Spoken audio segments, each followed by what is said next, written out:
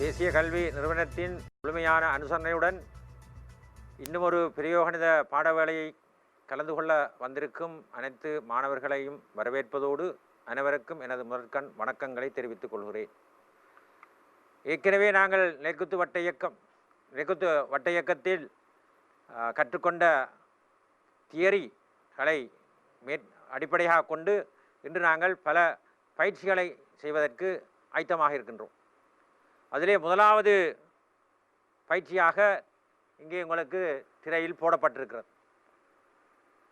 திணிவுள்ள துணிக்கியானது ஏ நீளமுள்ள இலேசான நீளாலை ஒரு முனையில் இணைக்கப்பட்டு ஓ என்னும் புள்ளியிலிருந்து உங்களப்பட்டது. அப்போ இது நாங்கள் இது ஆரம்பத்தில் உங்களுக்கு முதலாவதாக சொல்லப்பட்டிருக்கின்ற அந்த தியரியின் அடிப்படையில் தான் இந்த கேள்வி உங்களுக்கு தரப்பட்டிருக்கிறது. அதாவது இலை சார்பான கணக்கு.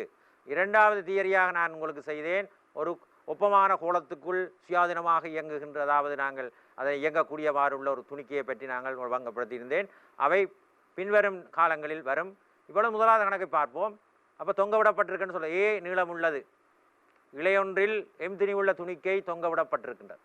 இலையானது நிலைக்குத்தாக தொங்கிக் கொண்டிருக்கும் போது அந்த துணிக்கைக்கு வி என்னும் வேகம் கொடுக்கப்படுகிறது. அப்போ நாங்கள் அங்கே யூ என்று போட்டோம், இங்கே வி என்று சொல்லப்பட்டிருக்கு. அதுக்காக நீங்கள் அதை பெருசாக கருத்தில் கொள்ள தேவையில்லை. வி என்று நீங்கள் போடுங்க. வேகத்தில் வீசப்படுகிறது. இலையானது கீழ்முக நிலைக்குத்துடன் தீட்டா கோணத்தை அமைக்கும் போது இலையிலுள்ள இழுவைக்கான கோவை. இது ஒரு சாதாரணமாக தியரி, அடிப்படையாக கேட்கப்படுகின்ற ஒரு தியரி. அதிலே உங்களுக்கு சொல்லப்பட்டிருக்கு. அதை கையோட முதலாவது அதன் அடுத்த பயிற்சியாக வி சமன் 7/2 AG என்ற பெருமானத்தை பெறுகின்ற போது, வி 7/2 AGயை பெறுகின்ற பொழுது இலையானது தீட்டா சமன் 2/3 எனும் கோணத்தை அமைக்கும் சந்தர்ப்பத்தில் தொய்யும் என காட்டுக. எறியற்புள்ளி கூடாக கிடைத்தளத்துக்கு மேல் அடையக்கூடிய அதி உயரத்தை காணு. இது நல்ல ஒரு கேள்வி.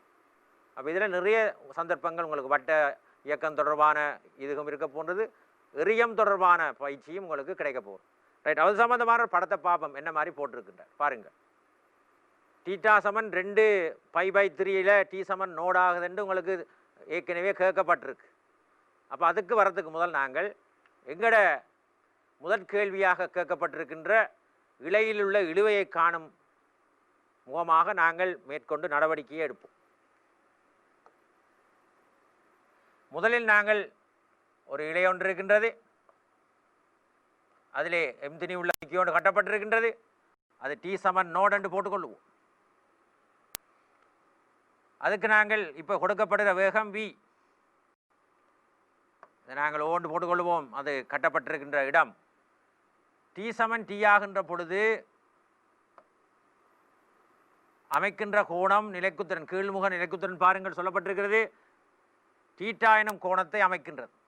அமைக்கும் பொழுது அதை நாங்கள் நேரத்தை போட்டுக்கொள்வோம். டி சமன் டி. இங்கே நீங்கள் அவதானமாக இருக்க வேண்டும். அதுக்கு ஒரு தொடலி திசை வழியே ஒரு வேகம். இப்போ வி போடலாத, இப்போ நாங்கள் டபிள்யூவாக மாற்றி விடுவோம். ஏற்கனவே வி பயன்படுத்தப்படியால் நாங்கள் இங்கே வி போடுறோம். நாங்கள் இப்போ வி போட்டபடியே டபிள்யூ போடுவோம். இதில் அதனது நிறையை நீங்கள் கவனமாக குறிப்பிட வேண்டும். துணி உள்ள துணிக்கை. மேலும் நாங்கள் இலை இருக்கின்றபடியால் நீளா இலை, அதற்கு இழுவை. மேலும் நான் சொல்லியிருக்கிறேன் உங்களுக்கு, இதை நாங்கள் தீட்டாண்டு போடுவோம். மேலும் நாங்கள் இதை 90 காட்டிக்கொள்வோம். பாருங்கள், இப்போ சொல்லப்பட்டிருக்கின்ற கணக்கில் எங்களுக்கு மிகவும் முக்கியமான விசைகளை குறித்திருக்கின்றோம். அத்தோடு நான் நிலைக்குத்து வட்ட இயக்கம் தொடர்பாக ஒரு மிக முக்கியமான சமன்பாடு எடுக்கிற நாங்கள் உண்டு, சக்தி காப்பீது என்றபடியால் ஒரு பூச்சிய சக்தி மட்டத்தை நீங்கள் இதுக்கு என் கீரில் நான் மேலே குழப்பாக மேலே போட்டிருக்கேன். பூச்சிய சக்தி மட்டம் கட்டாயம் நீங்கள் இந்த மட்டம் போட்டிருக்க வேணும். அப்போ தான் அதை பார்க்குறவருக்கு, உங்களுக்கு பேப்பரை திருத்துறவருக்கு ஒரு சுகமாக இருக்காது. அவரை தேட விடக்கூடாது. நீங்கள் பூச்சிய சக்தி மட்டத்தை காட்டியிருக்கிறீர்கள்.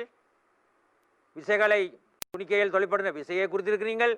அந்த டி சமன் டி என்ற நேரத்தில் இருக்கின்ற வேகத்தை குறித்திருக்கிறீர்கள். அப்போ எல்லாம் முற்றாக்கப்பட்டிருக்கிறது.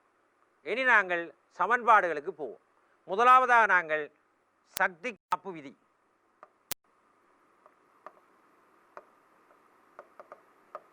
சிலர் என்ன செய்கிறேன்னு சொன்னால், கணக்கை செஞ்சு இப்போ நானும் எழுதுறேனே, வி வர்க்கம் சமன் யூ வர்க்கம் சய 2 GA சக 2 GA கொஸ்டீட்டான்னு எழுதி பாடமாயிடும். அதை எழுதக்கூடாது. நீங்கள் எழுதினீங்கன்னு சொன்னால் அதுக்குரிய புள்ளிகள் மட்டும்தான் உங்களுக்கு வழங்கப்படும்.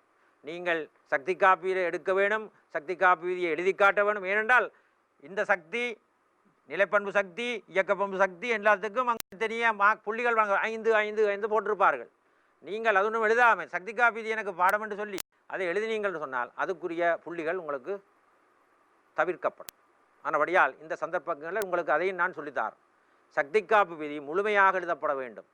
பிறகு சுருக்கி எழுதுகிற விட தான் கடைசியாக அதுக்கு புறம்பான புள்ளிகள் இருக்குது. அப்போ கவனமாக நீங்கள் அந்த இதை எழுதி முடிக்க வேண்டும். பாடமாக்கி கொண்டு போய் எழுதக்கூடாது என்று பிழைச்சிப்போம். அப்போ நான் இப்படி பூஜ்ய சக்தி மட்டத்தை போட்டுட்டு நீங்கள் இப்படி போட்டால் உங்களுக்கு எழுதுகிற சமன்பாடு வித்தியாசமாக இருக்குது. கடைசியாக வர விடை சரியாக இருக்கும். சக்தி காப்பு விதி ரைட். கவனமாக பார்த்துங்கள். முதலாவது நாங்கள் எடுப்போம் அரை MB வர்க்கம். இது இயக்கப்பண்பு சக்தி. ஆரம்ப T=0 இருக்கின்ற இயக்கப்பண்பு சக்தி. மட்டத்துக்கு கீழே இருக்கிறபடியால் நீங்கள் கட்டாயம் ஒரு சயக்குறியை அறிமுகப்பட வேண்டும். இது கட்டாயம் போடப்பட வேண்டும். M×G இழையின் நீளம் A என்று தரப்பட்டிருக்கு. நாங்கள் அதை போட்டுக்கொள்வோம். MGA அது சமன் T=T இருக்கின்ற மொத்த சக்தியை நீங்கள் கருத்தில் கொண்டீர்களானால் அரை MW வர்க்கம். இங்கும் மட்டத்துக்கு கீழே இருக்கிறபடியால் மடையை நீங்கள் கட்டாயம் அடையாளப்படுத்த வேண்டும். MG A cos θ வடிவாக பார்த்துக்கோங்க. இது ப்ராக்டிஸ் பண்ணாதே. A cos θ நிலைக்குத்து உயரம், அதுக்கும் மறை. இதை நாங்கள் சுருக்கினம் என்றால் என்ன செய்ய போகின்றோம்? எல்லாரையும் நாங்கள் எம்ஐ நீக்க போகின்றோம், 2ஆல் பெருக்க போகிறோம். ஆகவே உங்களுக்கு இதில் வரப்போகிற விடை V வர்க்கம் சய 2 GA, இந்த 2 இல்லாமல் போய்விடும். W வர்க்கம் சய 2 GA cos θ. ஆகவே நீங்கள் உங்களுக்கு W வர்க்கத்தை நாங்கள் எழுவாயாக மாற்றிவிட்டு சொன்னால் V வர்க்கம் சய 2 GA சக 2 GA cos θ. இதுதான் எங்களுக்கு தேவையான முதலாவது சமன்பாடு. இப்போ நாங்கள் அடுத்ததாக 2வது சமன்பாட்டை பெறுவதற்கு போகிறோம். அதை நீங்கள் காட்ட வேணும். எப்படி போடுறீங்கள்? இந்த மாதிரி ஒன்று போட்டு கோணத்தை காட்டவும். இந்த திசையில் நியூட்டனின் 2ஆம் விதியை போடப்போம், இயக்க விதி. இப்போ நீங்கள் அந்த திசை வழியே இருக்கின்ற விசைகளை குறித்து கொள்வோம். அதனை நான் ஒன்று சொல்லியிருக்கின்றேன். இவரை கொஞ்சம் எங்களை கணக்கை இலகுவாக்குறதுக்கு கொஞ்சம் பின்னுக்கு நீட்டி போட்டு இந்த கோணத்தை நாங்கள் தீட்டான்னு குறிச்சுக்கொள்வோம். அப்போ எங்களுக்கு அந்த கோணத்தை பிரிக்கிறது இலகுவாக இருக்குது. ரைட். அப்போ இந்த திசையில் நீங்கள் விசைகளை பிரித்தால் முதலாவது விசை T. அடுத்ததாக இந்த விசையினது கூறு எதிர்ப்பக்கத்தில் இருக்கின்றது, மறை MG cos θ. அது சமன் M × இப்போ இருக்கிற வேகம் என்ன? W. அது கீழ் அதனது RIA. இப்படி போடும். இதுதான் உங்களோட 2வது சமன்பாடு. என்னென்ன? திசையை குறித்து காட்டினீங்கள், திசையின் வழியே இருக்கிற விசைகளை போட்டீங்கள், அந்த திசையில் இருக்கிற விசைகளுக்கு நேர்குறியும் எதிரே வருகின்ற விசைகளுக்கு மறைக்குறியையும் போட்டு எங்களோட வட்ட இயக்கத்தில் மையத்தை நோக்கிய ஆர்முடலுக்குரிய சமன்பாடு ஒமேகா வர்க்கத்தின் கீழே, இங்கே ஒமேகா இல்லை, இங்கே W வர்க்கத்தின் கீழே, அங்கே R ஒமேகா வர்க்கம், அது கிடைவட்ட இயக்கத்து நிலைக்குத்து வட்ட இயக்கம் வேகம் மாறுகின்ற காரணத்தினால் வேகம் தொடர்பாகவே போடுவோம். M × இங்கே W தான் தரப்பட்டிருக்கிறது. W வர்க்கத்தின் கீழே, V வர்க்கத்தின் கீழே என்ற மாதிரி W வர்க்கத்தின் கீழே. இப்போ நாங்கள் 1ஐயும் 2ஐயும் நாங்கள் கொண்டுறப்போம். 1 கண்டுபிடிச்சி T நாங்கள் போட போகிறோம். அப்போ T சமன் என்று எழுதுகிறோம். M/A.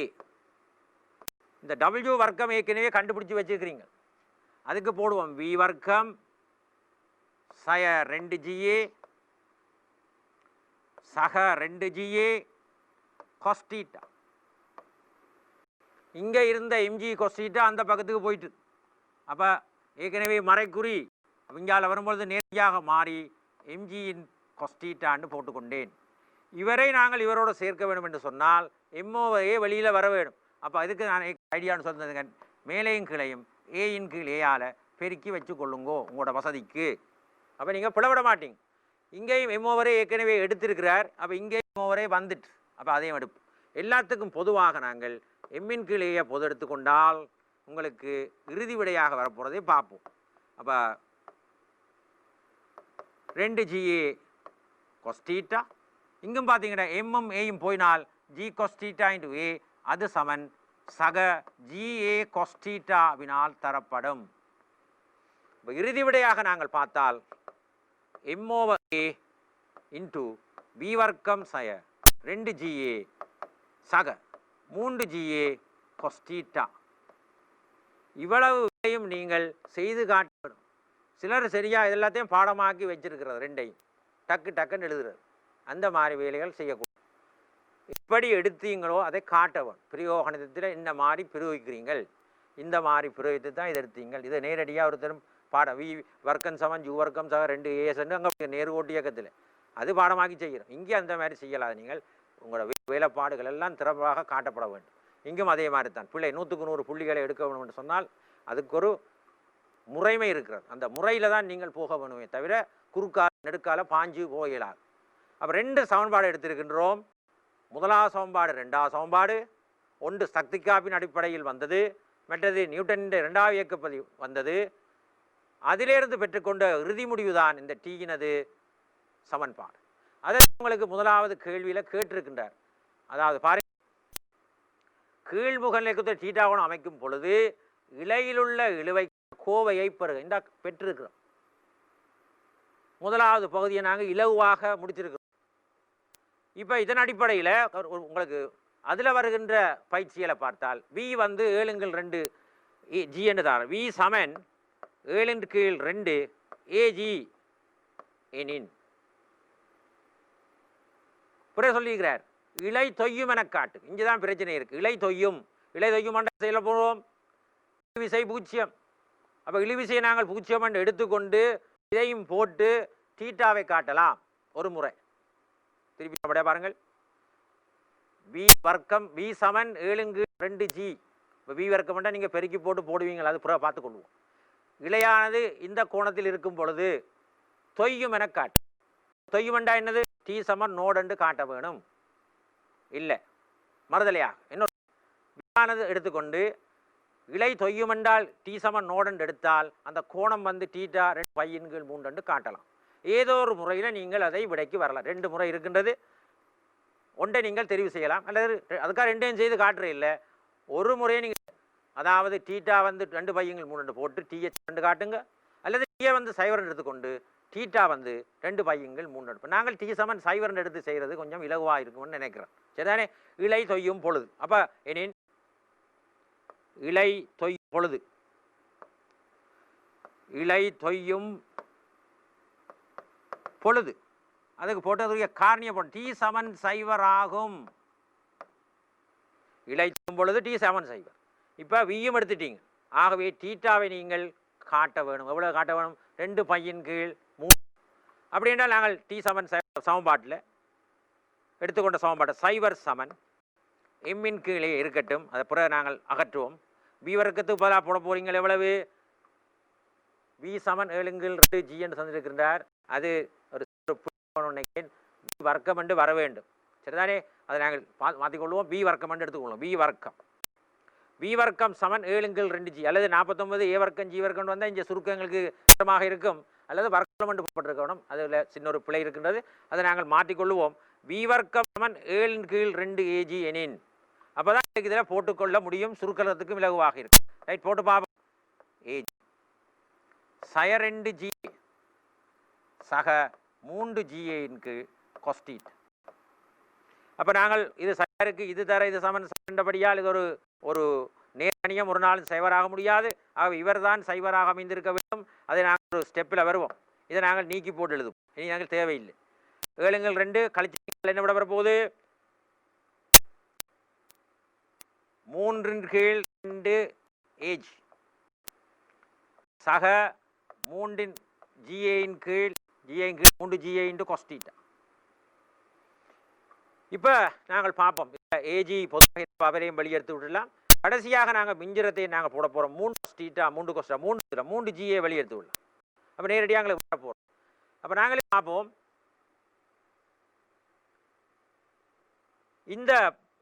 இதை நாங்கள் இங்கே கொண்டே எழுதுறோம். மேலே போடுவோம். பாருங்கள், இந்த சமன்பாட்டை 3 ஏஜியை நான் வெளியே எடுக்கின்றேன். அரை அப்படியா பாருங்க. 3 ஏஜியை 2 கோவையிலிருந்து நான் 3 ஜியை நான் எடுத்தால் இறுதியாக இருப்பது அரை சக கொஸ்டீட். அது சமன் சைவர். இங்கே ஏற்கனவே இவ்வளவும் இதுக்கு சைவர் என்று போட்டு நாங்கள் எம்ஏ ஓவை வந்து நாங்கள் வெளியெடுத்துட்டோம். சைவருக்கு சமன் இல்லை. அது நீங்கள் விரும்பினால் இப்படி போட்டு காட்டலாம். எம்மின் கீழ் ஏ not equal to not. அப்போ அதை ஆக்கியாச்சு. அதே மாதிரி இங்கேயும் நான் சொல்ல போகிறேன் 3 AG not equal to not. 3 AG not equal to not இருக்கிறபடியால்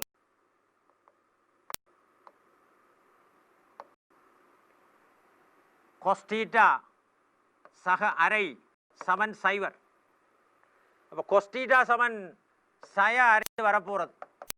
அது உங்களுக்கு தெரியும். 2ஆம் கால்வட்டத்தில் அது 120 பாகை 2π/3 இருக்கு. திருப்பி சொல்றேன் பாருங்கள். இப்போ நீங்கள் எடுத்துக்கொண்ட 2 சமன்பாடுகளிலிருந்து டீயின் ஒரு ஒன்று நாங்கள் எடுத்து டீக்கு கோவை ஒன்று எழுதி வச்சிருக்கின்றோம். அதுங்களுக்கு கேட்கப்பட்ட முதலாவது கேள்வி. இப்போ கேள்வி என்ன சொன்னால்,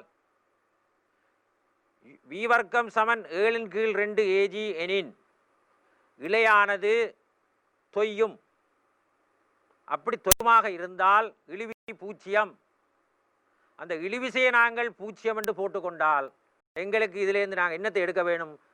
கோணமானது அது இழையான இலக்கத்துடன் 2π/3 120 பாகை அமைக்கும் போது இந்த நிகழ்வு நடைபெறும் என்பது எங்களுக்கு இங்கே காட்டப்பட வேண்டும். அதுக்கு நாங்கள் என்ன செஞ்சேன்? 2 சொன்னேன். இழிவிசை சைவர்ன்னு எடுத்துக்கொண்டோம். வி வர்க்கத்தையும் தரப்பட்ட தரவாக எடுத்துக்கொண்டு சுருக்கிக்கொண்டு போய் கொஞ்சம் கவனமாக இருக்க வேண்டும். இதில் எம்மின் கீழே இன்று கொண்டு வந்திருக்கு. அப்போ நீங்கள் அதை அப்படியே நீக்கிவிட மனித பிள்ளைகள். அப்போ இல்லை போக காட்டலாம். நேரடி எழுதலாம், பிரச்சனை இல்லை. இதிலேயும் ஒரு ஏஜி ஒன்று பொதுவாக இருக்கின்றது. அதை நான் எழுதி காட்டியிருக்கின்றேன். 3 ஏஜி இன்ட்டு அரை தர கொஸ்டீட்டா சமன் சைவர். அங்கும் 3 ஏஜி வந்து சைவர் சமனில்லை. பாருங்கள், இது தர சமன் ஓ லெவலில் படிச்சிருப்பீங்க. இது சைவர் அது சமன் போடலாம். இது சைவருக்கு சமன் இல்லை. ஆகவே மற்றதுதான் சைவராக இருந்திருக்க வேண்டும். இதுதான் சைவராக இருந்திருக்க வேண்டும், 0 இருக்க வேண்டும். அப்போ கொஸ்டீட்டா சமன் அரை என்று சொன்னால் கொஸ்டீட்டா முதலாங்கால் வட்டத்தை 2 போயிட்டு உங்களுக்கு தெரியும். அந்த கோணம் 2π/3 இருந்திருக்கணும். அப்போ காட்டியாச்சு. இப்போ என்ன செய்ய போகிறோம் என்று சொன்னால் இதை மாற்றி பார்ப்போம். வி வர்க்கம் 7/2 ஏஜி என்று எடுத்துக்கொண்டு தீட்டாவை நாங்கள் அந்த கோணத்தை எடுத்துக்கொண்டு டீயை சைவர் என்று காட்டிலுமா அப்படி சிலர் யோசிப்பீங்கள். அப்போ நாங்கள் அதை எடுத்துக்கொள்வோம். அப்போ அதுக்கு நாங்கள் ஒரு வேலை ஒன்று பார்ப்போம். அப்போ அதுக்கு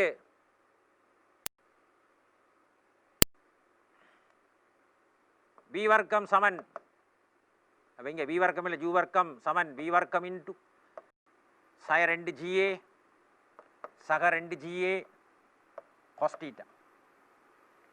டி சமன் எம்மின் கீழ் ஏ பி வர்க்கம் சய 2 ஜிஏ சக 3 ஜிஏ கொஸ்டீட்டா. இது எங்கட சமன்பாடுகள். எடுத்து சமன்பாடு இதில் நாங்கள் போகிறோம் பிள்ளைகள். பி வர்க்கத்துக்கு இது வந்து முறை 2 இப்படி எடுப்போம். 7/2 ஜி 7/2 ஏஜி. தீட்டா நாங்கள் போடுவோம் 2π/3 என்று போட்டு பார்ப்போம். எனின்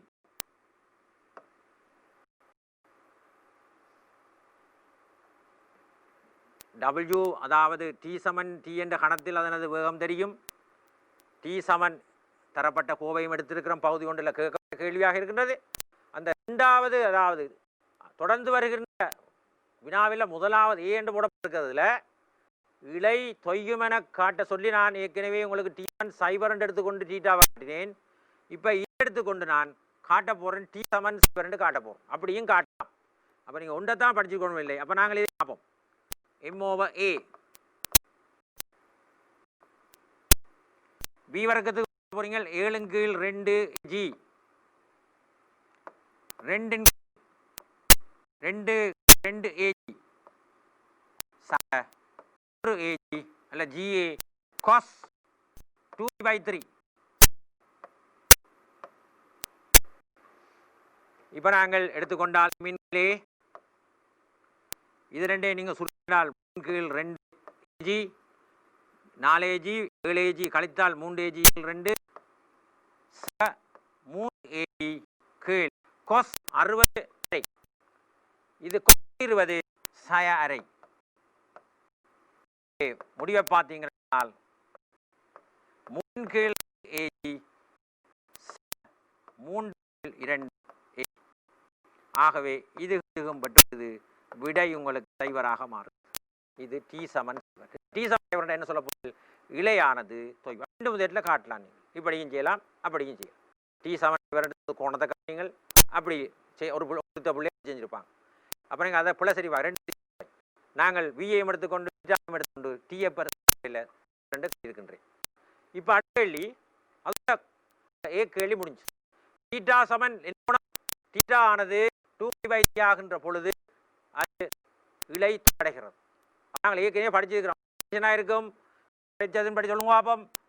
இதன் கண்டிஷன் வந்து யூ வர்க்கம் ஏற்கனவே படித்த 2GA இடையில் இருக்கிற ஒரு சந்தர்ப்பங்கள் வேணும். இதுதான் அந்த பகுதி. இது டக்குன்னு வேணும். இது இந்த மாதிரி சைவராகிற சந்தர்ப்பம் மேலற வட்டத்தில் நடக்கும். அப்போ இருக்கிற என்ன யூ வர்க்கம் வந்து 5G எலும்பாக சிறிதாகவும் 2G எலும்பாக பெரிதாகவும் இருக்கிறது. இப்போ உங்களுக்கு கேட்கப்பட்டிருக்கு அப்படியா இருந்தால் எவ்வளவு தூரம் மேலே போகும் என்று சொல்லப்பட்டது. இங்கே உங்களுக்கு இனி தேவை எனக்கு. ஆனால் நான் ஒரு சின்ன செய்ய போறேன். T1 சைவாகும் பொழுது வேகம் என்ன? அதை தீட்டா சமன் 2π3 என்ன நடந்தது? சமன் சைவரானது. அப்போ வேகத்தை பார்க்க போறோம். டபுள் வர்க்கம் சமன் பி வர்க்கத்துக்கு போடலாம் 7 கீழ் 2 ஏஜி சய 2G ஏஜி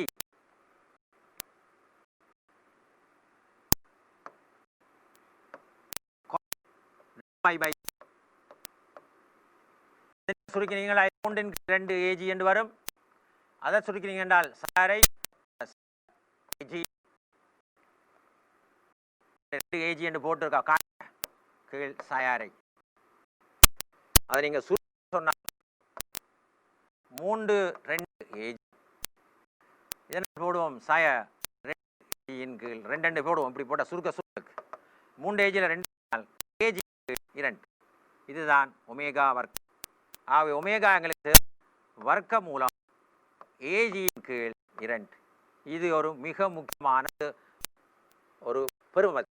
அதாவது இந்த மேற்கொண்டு எரியற்பாடுகின்ற துணிக்கைக்கு என்ன தேவை? இவை தேவை. அதனது ஆரம்ப வேகம் எரியப்பாதையை செல்லுகின்ற பொழுது வட்டப்பாதையை விட்டு விடுகின்ற பொழுது பாதைக்கு பொழுதுதான் ஆரம்ப வேகம் தேவை. அது என்ன சந்தர்ப்பத்தில் கோணத்தில் இருக்கின்ற பொழுது நடக்குது என்றது எங்களுக்கு அவைகள் தெரிந்தால் தான் அங்கால மேற்கொண்டு நாங்கள் போகலாம். அப்போ உங்களுக்கு தெரியும் கோணம் 2π3 கீழ்மூல நிலைக்குத்துடன் 1 அல்லது வேகம் வர்க்க மூலம் ஏஜியின் கீழ் 2. இவற்றை நாங்கள் ஆரம்பமாக எடுத்துக்கொண்டு அந்த வினாவை நாங்கள் இப்போ ஆரம்பிக்க போகிறோம். ஏஜியின் கீழ் 2 ரைட். இப்போ நாங்கள் அதை குறித்து கொள்வோம். என்ன பிள்ளைகள்? W வர்க்க மூலம் ஏஜியின் கீழ் 2. கோணம் எங்களுக்கு தெரியும் நிலைக்குத்துடன் 2π3 கீழ்முக நிலைக்குத்துடன் 2π3. இவை எனக்கு தேவையான தரவு. இப்போ நாங்கள் மீண்டும் வருவோம் பார்ப்போம்.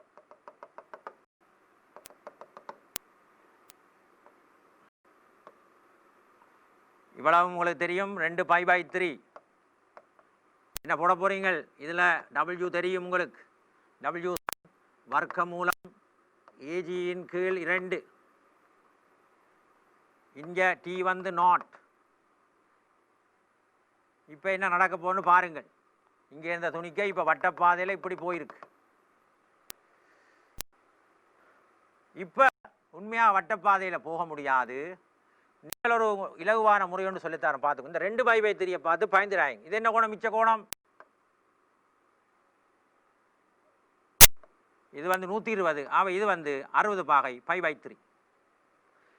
உடனடியாகவே இங்கே ஒரு நிலைக்குத்து கோட்டை நீங்கள் வரைந்து விட வேணும். 30 சாரி 60. அப்போ இதுவும் 60/3 இங்கே போடுவோம் 5/3. இந்த கோணம் 5/3.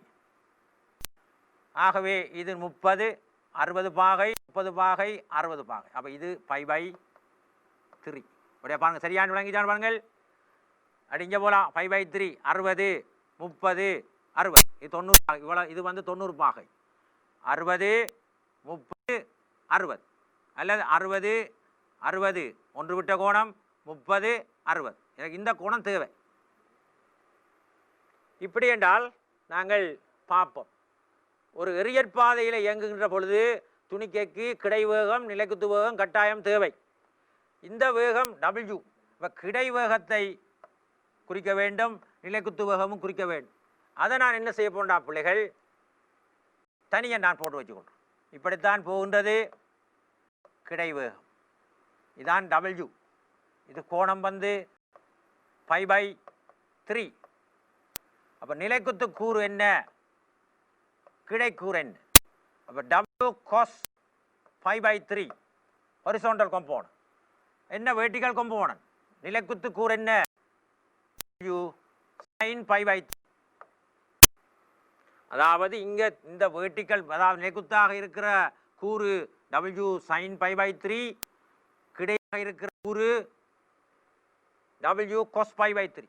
அதன் அடிப்படையில் தான் துணிக்கை மேலே போப்போம். இப்போ இப்படி போப்போம். அப்போ இதுதான் அதி உயர் புள்ளி. அப்போ இங்கே நீங்கள் நிலைக்குத்து வேகத்தை 0 என்று போட்டிருப்போம். இதில் கிடை வேகம் மாறாது, நிலைக்குத்து வேகம் 0 அதான். அப்போ இந்த உயரத்தை நாங்கள் அளக்க வேணும். ஆகவே அது உயரம் என்று சொன்னால் அடைந்திருக்கிற துணிக்கு அடைந்திருக்கின்ற உயரம், அதாவது எங்கேருந்து கிடைத்தளத்துக்கு மேலே, இதான் கிடைத்தளம். இதுக்கு மேலே எவ்வளவு உயரம், இந்த உயரம் A. இந்த உயரத்தை நீங்கள் அளக்க வேணும். இது A என்று சொன்னால் A cos 5/3 A cos 5/3 சஹேஜ். அப்போ எங்களுக்கு அடைந்த உயரத்தை நாங்கள் ஒரு சைடில் போட்டு வச்சுக்கொள்ளும். துணிக்கை அடைந்த உயரம் சமன் என்னென்ன வர போன்றது 2π/3 2π/3.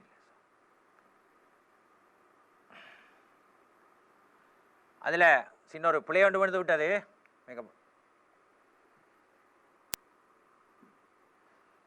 உயரம் வந்து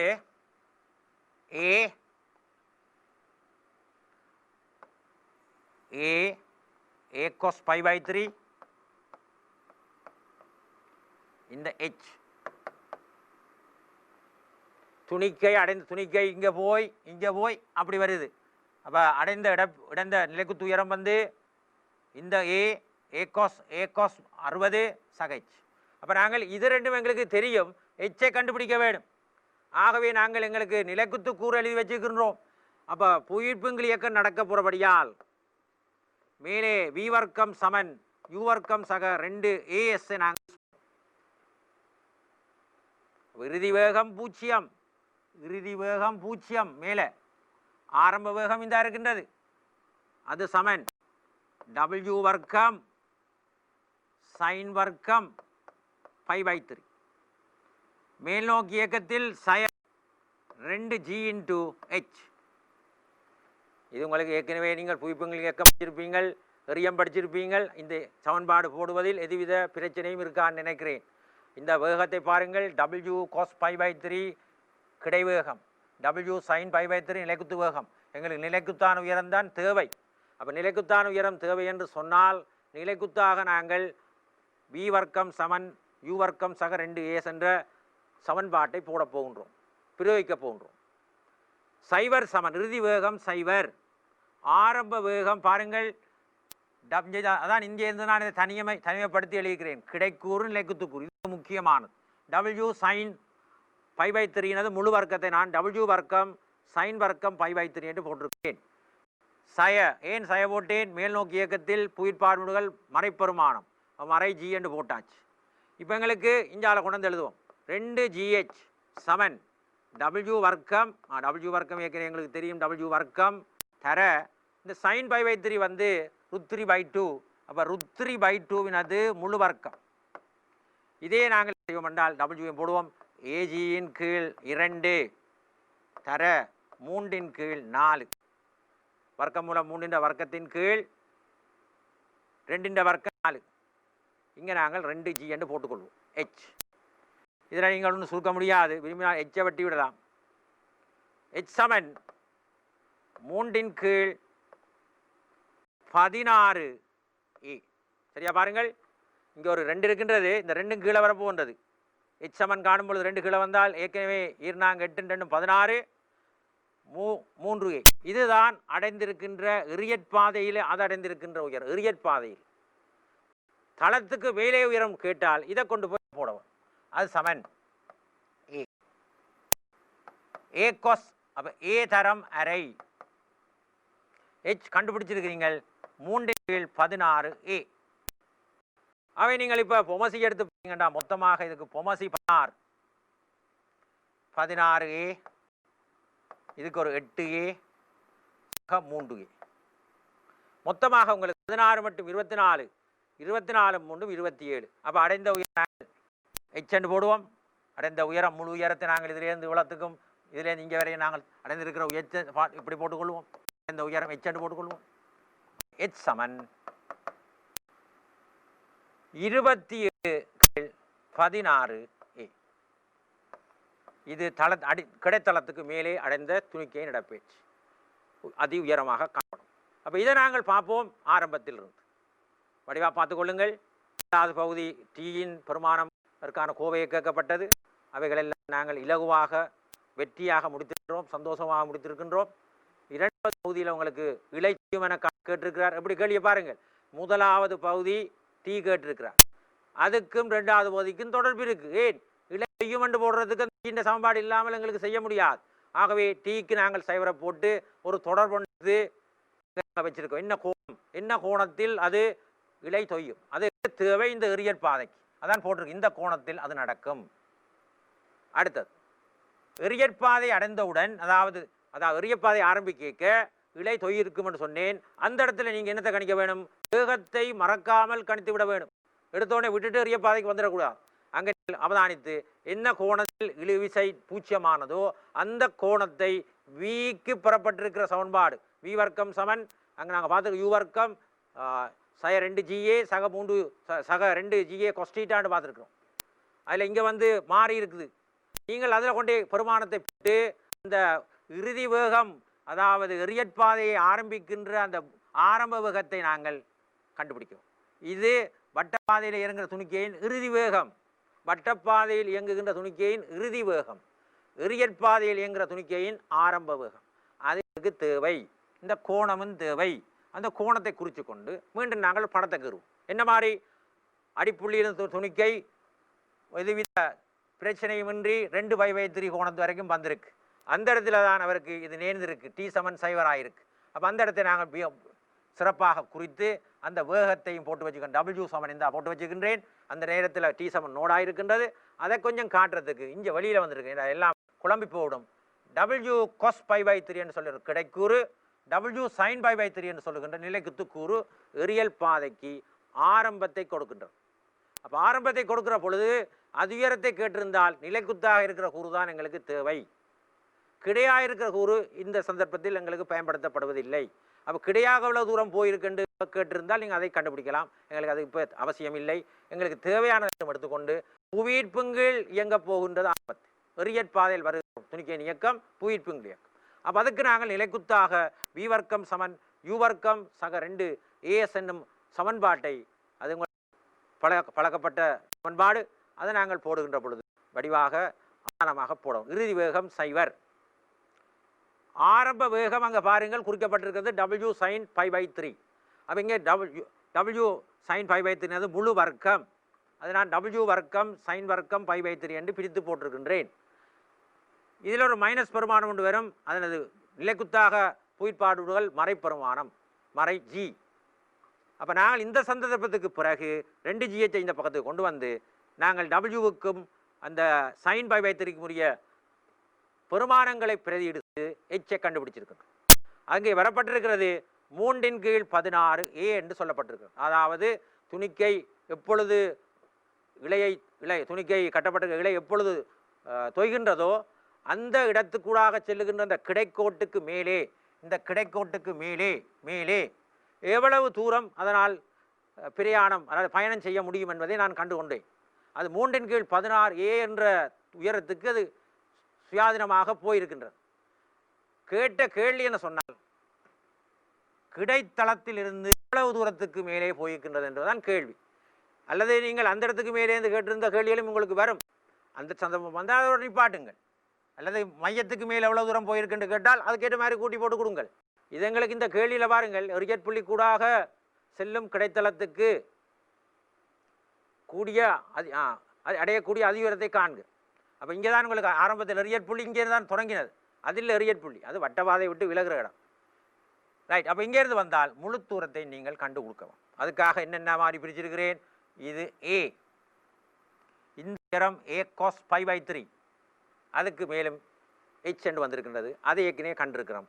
இவற்றை எல்லாத்தையும் நாங்கள் கூட்டி இறுதி விடையாக கூட்டப்பட்டதெல்லாம் சரியாக இருக்கும். 16 8 16 24 3 27 16 ஏ. இதுதான் துணிக்கு அடைந்திருக்கின்ற நிலைக்குத்து இடப்பேச்சு, இடப்பேச்சு அல்ல நிலைக்குத்து உயரம். இத்துடன் இந்த கேள்வி முடிவடைந்து விட்டது. இது உங்களுக்கு என்னை பொறுத்தவரையில் சிறப்பாக விளங்கி இருக்கும் நினைக்கிறேன். இது வந்து நேரடியாக தியரியை பேஸ் பண்ணி தான் வந்திருக்கிறது. என்ன எரியம் மட்டும் படிச்சிருக்கிறோம். அதுவும் உங்களுக்கு ஏற்கனவே ஆரம்பத்தில் பழக்க பகுதி. ஆகவே இந்த கணக்கு எதுவித கஷ்டங்களும் இருந்திருக்காதுன்னு நினைக்கிறேன். இலகுவாக இருந்திருக்கும், கொஞ்சம் ஆர்வமாக வந்திருக்கும். இன்னும் இதில் நாங்கள் கணக்குகள் செய்யணும்னு ஒரு ஆர்வம் ஒன்று வந்திருக்கும் நினைக்கிறேன். அப்படியான மாணவர்களுக்காக மீண்டும் கணக்குக்கு போவோம்.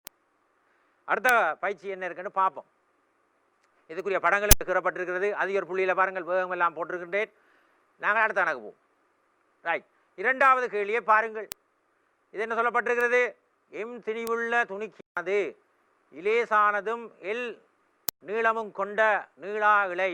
நீளா இழை என்பது அவசியம், அல்லது இழுவை மாறிவிடும்.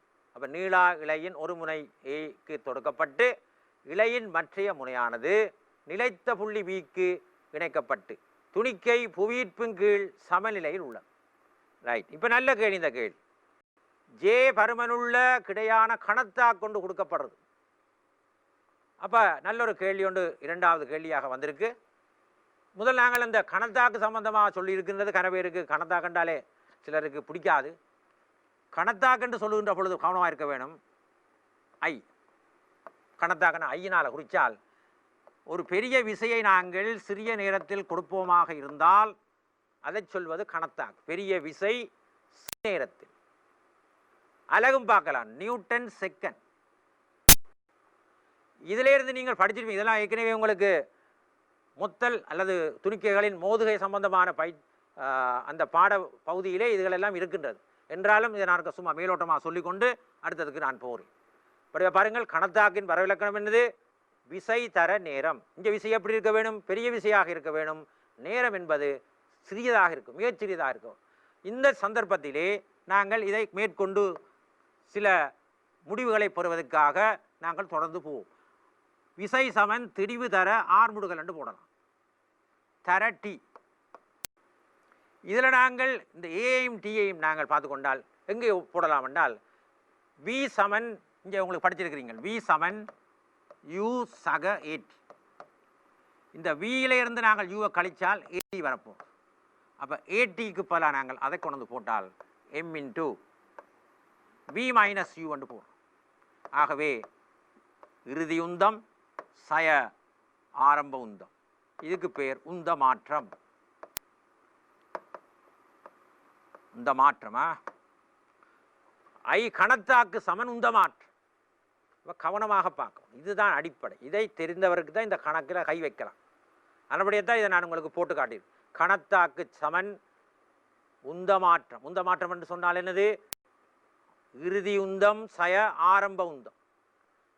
உந்தம் எப்படி வரையறுக்கப்படுறது? திணிவு தர வேகம். இவற்றுக்கெல்லாம் திசைகள் இருக்கின்றது. காவி கணியங்கள் கணத்தாக்கு ஒரு காவை கணியம் எங்கே விசை தொழிற்படுகிறதோ அங்கே பார்க்கவும் திசை, அந்த திசையெல்லாம் அந்த பொருள் அசையும்.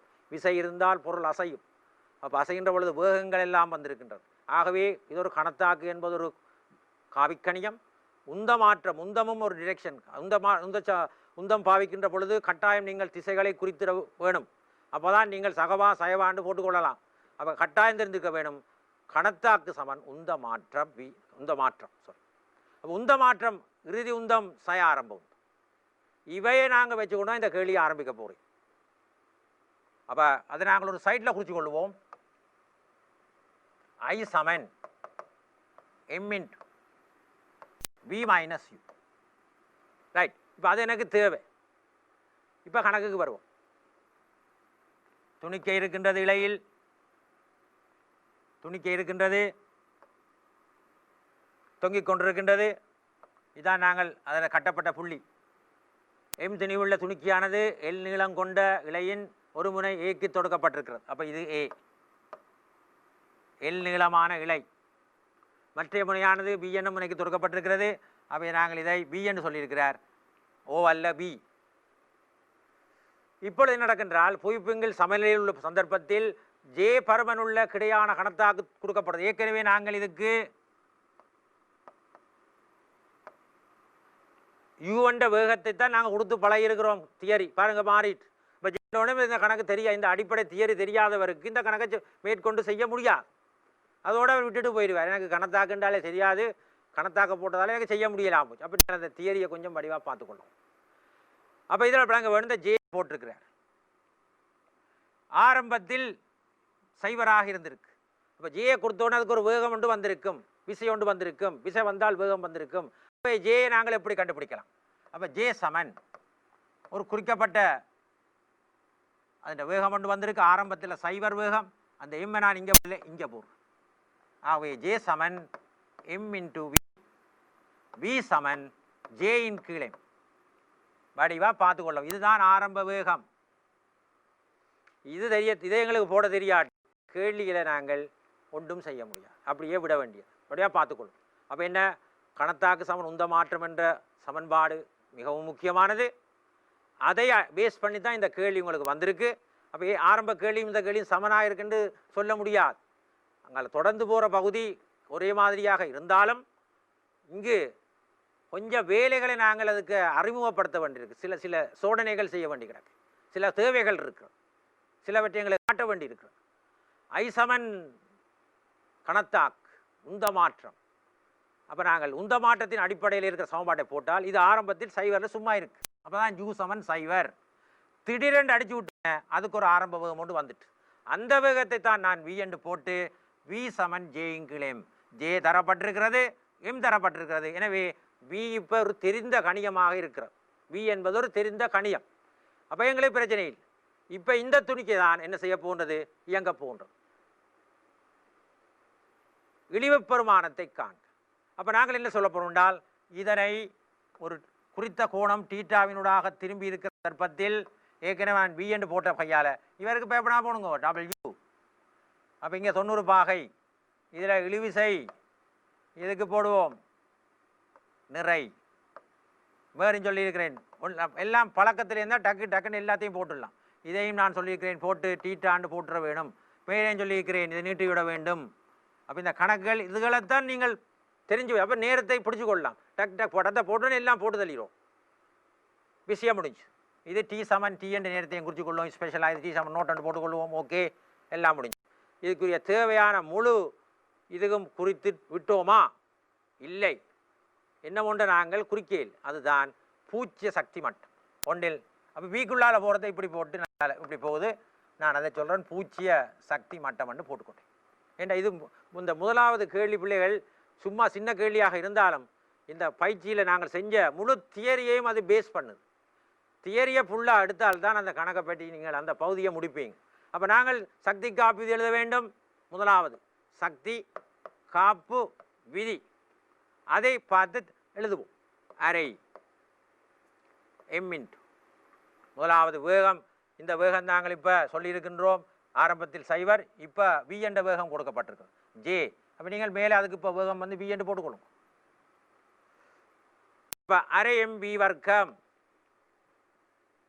மைனஸ் எம்ஜிஎல் அரை எம் டபிள்யூ வர்க்கம் சய எம்ஜிஎல் கொஸ்டீட்டா எம்ஜிஎல் கொஸ்டீட்டா. இப்போ நாங்கள் இதை சுருக்கெளினால் நேரடியாக எழுத போகிறோம். டபிள்யூ வர்க்கம் சமன் பி வர்க்கம் சய 2 ஜிஎல் சக 2 ஜிஎல் கொஸ்டீட்டா. Equation number 1. அதே தீட்டாண்டு போட்டிங்கள். இந்த திசையில் எப் சமன் எம் என்று போடுவோம். அப்போ இந்த திசையில் நீங்கள் எப் சமன் என்று போட்டால் டி பாருங்க. அடுத்தது எம்ஜி கொஸ்டீட்டா சமன் எம் இன்டு டபிள்யூ வர்க்கத்தின் கீழ் எல். 2 சமன்பாட்டை எடுத்துக்கொள்ளுங்க. டி அதே தான் ஆரம்பத்தில் சொன்னதுதான். எம்ஜி கொஸ்டீட்டா சமன் எம், அது தற்பொழுது வேகம் டபிள்யூ ஒன்று போட்டிருக்கிறீங்க, டபிள்யூ வர்க்கத்தின் கீழே. இதை நாங்கள் சுருக்கி நீங்கள் சொன்னால் எம்மின் கீழேல். இது 2ஆம் சமன்பாடு போட்டுக்கொள்வோம். இந்த 1 நாங்கள் சுருக்கி இதுக்கு பி வர்க்கம் சய 2 ஜிஎல் சக 2 ஜிஎல் கொஸ்டீட்டா. இங்கே நீங்கள் சக எம்ஜி கொஸ்டீட்டா நான் ஏற்கனவே அதுக்கு சொல்லியிருக்கிறேன். எல்லுங்கள் எல் என்று போடுங்க. இதன் அடிப்படையில் கடைசியாக உங்களுக்கு டி கூடிய விடை வரப்போகின்றது. பி வர்க்கம் சய 2 ஜிஎல் சக 3 ஜிஎல் கொஸ்டீட்டா. அப்போ டீயும் கண்டுபிடிச்சாச்சு, பியும் கண்டுபிடிச்சாச்சு. பாபம் கணித்தான் கேள்வி சொல்ல போகுண்டு. துணிக்கை தொடர்ச்சியாக பூரண நிலைக்குத்து வட்டங்களை வரைவதற்கு ஜேயின் இழிவு பெருமானம் கேட்டிருக்கு. இந்த பிக்கு பதிலாக நீங்கள் ஜேயுங்களையும் போடலாம். அப்போ பூரணமான வட்ட இயக்கங்களை வரைவதற்கு, அப்போ பூரண வட்டங்களை வரைவதற்கு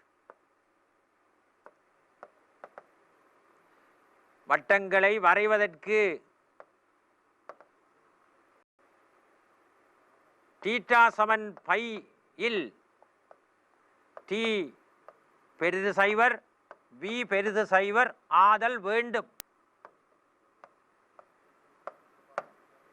பார்த்துக்கொள்ளுங்க, இதான் கண்டிஷன். பூரணமான வட்டங்களை வரைவது. இப்போ கேட்ட கேள்வி, இப்போ சொல்லுவோமே ஜேயின் இழிவு பெருமானத்தை கேட்டிருக்கின்றார்.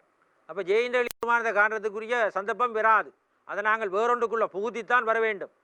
பூரணமான வட்ட இயக்கங்களை வரைய வேண்டும் என்று சொன்னால் மேலே உச்சி புள்ளியை நீங்கள் பார்க்க வேண்டும். உச்சி புள்ளியில் டீயும் வியும் பெரிது சைவராக இருக்க வேண்டும். அது நான் சொல்லிக்கிறேன். டீக்கு தான் நாங்கள் சிறப்பாக இதை கொடுப்போம். அவர் தான் பெரிது சைவராக இருக்க வேண்டும். ஏன்னா மேல் பகுதியில் டீ தான் சைவராகிற சந்தர்ப்பம் இருக்கின்றது. அவை டீ பெரிது சைவர் விவேசராக வேண்டும். இவர் தான் மிக முக்கியமான காரணியாக இருக்க போன்றது.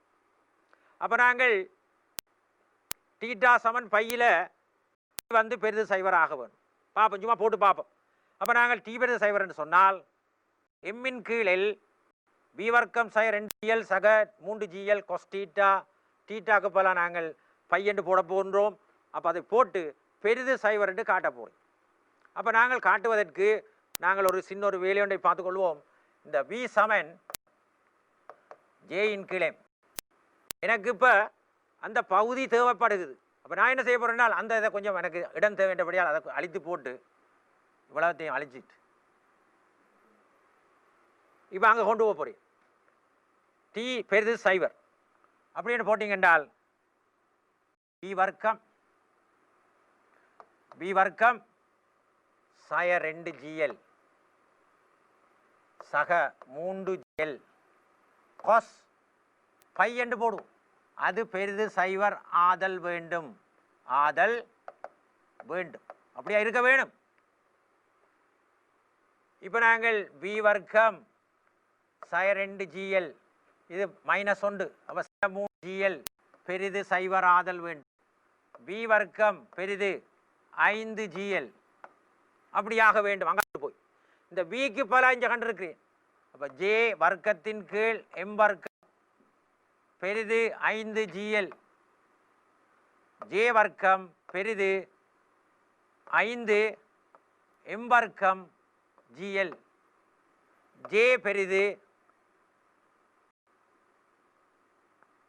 வர்க்கமூலம் 5 எம் வர்க்கம் ஜிஎல். அதை நாங்கள் எம்மை வெளியெடுத்து வர்க்கமூலம் 5 ஜிஎல். பாருங்க பிள்ளைகள், ஜே பெரிது எம் இன்ட்டு 5 ஜிஎல் ஆக இருக்க வேண்டும். அப்போ ஜே இதை விட பெருசு.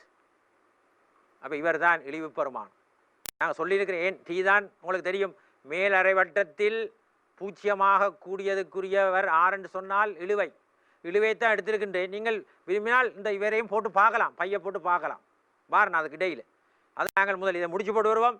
எங்களுக்கு தெரியும் ஏற்கனவே ஒரு பூரணமான வட்ட இயக்கத்தை வரைய வேண்டும் என்று சொன்னால் பியும் டியும் பெரு சேவராக இருக்க வேண்டும். ஆனால் எங்களுக்கு தெரியும் மேலறை வட்டத்தில் பூச்சியத்தை அடையக்கூடிய ஒருவர் டி. அப்போ டி தான் அங்கே ஐமிஷமாக இருக்கிறார். டி தான் பூச்சியமாகும். பி ஒரு நாளும் பூச்சியமாகுது மேலே போன துணிக்கைக்கு. ஆகவே நான் டியை எடுத்து அதற்குரிய சமநிலையை நான் போட்டிருக்கின்றேன். அதற்குரிய கண்டிஷன் அந்த அமைப்பை போட்டால் உங்களுக்கு பாருங்கள் எப்படி பி வர்க்கம் பெரிது 5 ஜிஎல். டீட்டாக்கு பல பை போடப்பட்டிருக்கின்றது. பி வர்க்கம் பெரிது 5 ஜிஎல். பி வர்க்கத்துக்கு பல 5 பி கண்டுபிடிச்சிருக்கிறேன். அப்போ அதை நான் போட்டு ஜே வர்க்கம் சமன் இப்படி என்று வந்திருக்கின்றது. ஜே பெரிது வர்க்கமூலம் 5 எம் வர்க்கம் ஜிஎல் என்று வந்திருக்கின்றது. ஜே பெரிது. அப்போ இதை விட பெரிது ஒரு குறிக்கப்பட்ட இழப்பாக பெருசாக இருந்தால் அதுதான் இழிவு. அப்போ ஜேயின் இழிவு பெருமானம் வடிவாக பார்த்துக்கொள்ளுங்க. இழிவு சமன் எம்மின் வர்க்கமூலம் 5 ஜிஎல். இதுதான் ஜேயின் இழிவு பெருமானம். அப்போ ஜேயின் இழிவு பெருமானம் தான் உங்களுக்கு அங்கே கேட்கப்பட்டிருக்கு. இழுவை இலையில் இழுவை முதல் ரைட். பாருங்கள் இதே பேட்டர்னை பாருங்கள். இப்போ நாங்கள் எடுத்திருக்கின்ற விடையையும் இரண்டாவது கேள்வியும் பாருங்கள். ஜேக்கு ஒரு பெருமானம் கொடுத்துருக்கிறார். அப்போ எங்களோட பெருமானத்தையும் அந்த பெருமானத்தையும் பாருங்கள். இப்போ நீங்கள் ஒப்பிட்டு பார்க்க போறீங்க. அப்போ இப்படி இதழும் பார்க்க பெரிதாக இருந்தால்தான் அது முழுமையான வட்ட இயக்கங்களை வரையும். அப்போ இதிலும் பார்க்க சின்னனாக இருந்தால் என்ன நடந்திருக்கும்? அப்போ அடுத்தது பார்ப்போம். இதிலும் பார்க்க ஜே வந்து எம் இன்ட்டு வர்க்கமூலம் 5 ஜிஎல்லும் பார்க்க பெரிதாக இருந்தால் முழுமையான வட்டங்களை பூரண வட்ட இயக்கங்களை அமைக்கும். ஏதோ ஒரு சந்தர்ப்பத்தில் அதிலும் பார்க்க குறைவாக வந்து விட்டால் அது பூரணமான வட்ட இயக்கங்களை வரைய முடியாது. அது பூரணமான வட்ட இயக்கங்களை வரைய முடியாது. அப்போ என்ன நடக்க போன்றது? இரண்டாவது மேலறை வட்டத்துக்குள் செல்லுகின்ற துணிக்கையானது ஒரு எரியற்பாதையில் வருகிற சந்தர்ப்பம் ஒன்று இருக்க போன்றது. அப்போ அதான் அடுத்த கேள்வி. பாருங்கள் ரெண்டாவது கேள்வியை பார்த்தால் ஜே சமன் எம் இன்ட்டு 3GL என்ற பார்த்தீங்கன்னு சொன்னால் அந்த துணிக்கை இரண்டாவது கால்வட்டம் சொல்ல மேலரத்துக்குள் சென்று இலை தொய்ய போகின்றது. அப்போ அந்த சந்தர்ப்பத்தில் நீங்கள் ஜேக்கு பதிலாக அந்த பெருமானத்தை போட்டு இலையை காண சொல்லியிருக்கிறார். இழுவை ஜே எம் இன்ட்டு வர்க்கமூலம் 3GL எனின் இலையின் ஆனது முதல் முறையாக இலையாக வரும் பொழுது இலையில் உள்ள இழுவை காண்று. அப்போ இலையில் உள்ள இழுவை என்று சொன்னால் நீங்கள் என்ன போட போறீங்க? இந்த இழுவைக்குரிய சமன்பாடு இருக்கின்றது. கிடையாக வரும் பொழுது வந்து 90 பாக என்று போட போறீங்கள். ஜேக்கு பல இந்த வீண் இடத்துல நாங்கள் ஜேயினுக்கு பெருமானத்தை போடலாம். அதை பிரயோகித்து உங்களுக்கு இழுவையை காண சொல்லியிருக்கு. அப்போ இந்த அடிப்படையில் நாங்கள் இந்த கணக்கை இரு பகுதிகள் இருக்கின்றது. அதில் ஒரு அரைப்பகுதி முடிப்பட்டிருக்கு. இதை நாங்கள் மீண்டும் தொடர்ந்தும் வரும் பாட வேளைகளில் இதை தொடர்ந்து நான் உங்களுக்கு செய்யலாம்னு நினைக்கின்றேன். என்றாலும் சொன்னதை ஒருக்கா திருப்பி நான் சொல்லி உங்களுக்கு அந்த இடத்துல நான் முடித்து வைக்கின்றேன். அப்போ எடுக்கப்படுகிற சமன்பாடுகளில் மாற்றமில்லை. சக்தி காப்பு விதி அதுக்குரிய சமன்பாடு எப் சமன் எடுத்து அதுக்குரிய சமன்பாடு டி.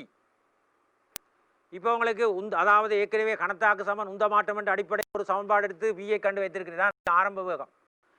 இப்போ உங்களுக்கு சொல்லப்பட்டிருக்கிறது ஒரு துணிக்கை பூரணமான இயக்கத்தை வரைவதற்கு டீட்டா சமன் பையாகின்ற உச்சி புள்ளி இருக்கின்ற பொழுது டி வந்து பெருசு சேவராக இருக்கணும். வியை நீங்கள் பெருசாக போட தேவையில்லை, அது கட்டாயம் இருக்கும் அங்கே.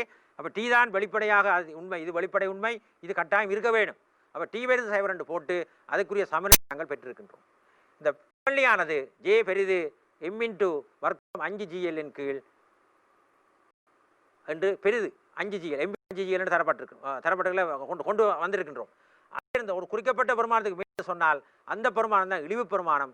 ஜே வந்து இழிவு இருக்கும். அப்போ ஜேயின் இழிவு பெருமானத்துக்கு மட்டான வட்ட இயக்கங்களை வரையலாம் என்பதை நீங்கள் யோசிக்க வேண்டும். அதன் பெருசாக இருந்தால் பூர்ண வட்டக்கம் என்றால் சமனாக இருக்கின்ற பொழுது பூர்ணமான வட்டயக்கம் தான் மட்டுமட்டான வட்டயக்கம். அப்போ நாங்கள் இத்துடன் இந்த பாட வேளையில் நாங்கள் நிறைவுக்கு வருகின்றோம்.